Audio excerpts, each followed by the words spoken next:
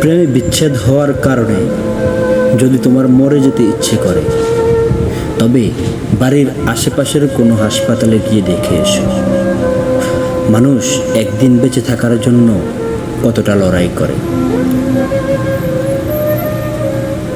সামান্য অভাবে যদি তুমি দিশেহারা হয়ে পড়ো, তবে রাতের আধারে রাস্তার দুপাশে ঘুমিয়ে থাকা মানুষগুলোকে একবার দেখো, যাদের পেটে নেই কোনো ভাত, মাথার উপর নেই ছাদ। যদি তুমি কালো হওয়ার কারণে নিজের মুখ লুকিয়ে বেড়াও, তবে অ্যাসিডে ঝলসে যাওয়া মানুষগুলোর দিকে তাকাও, যারা নিজেদের সেই ঝলসানো চেহারা নিয়েও সমাজে ঘুরে বেড়াচ্ছে অবলীলায়। মেয়ে না হয়ে ছেলে হলে ভালো হতো, কিংবা ছেলে না হয়ে মেয়ে হলে ভালো হতো। যদি এমন মনে হয়, তবে আমাদের সমাজের তৃতীয় লিঙ্গ প্রচলিত ভাষা হিজড়া মানুষের দিকে তাকাও, যারা নিজেদের পরিবার থেকে বিতাড়িত হয়েও জীবন চালিয়ে যাচ্ছে সমাজের সাথে তাল মিলিয়ে।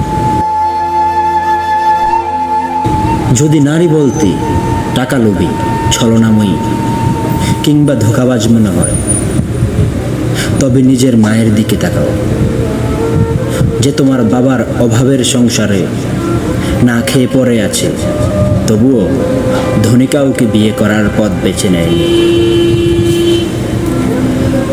যদি পুরুষ বলতে দেহলোভী, মেয়েবাজ মনে হয়, তবে নিজের বাবার দিকে একবার তাকিও, যার ছোঁয়ার নেই কোনো লালসা, আছে শুধু মায়া, মমতা, স্নেহ, যে তার মেয়ের সবচেয়ে নিরাপদ আশ্রয়স্থল।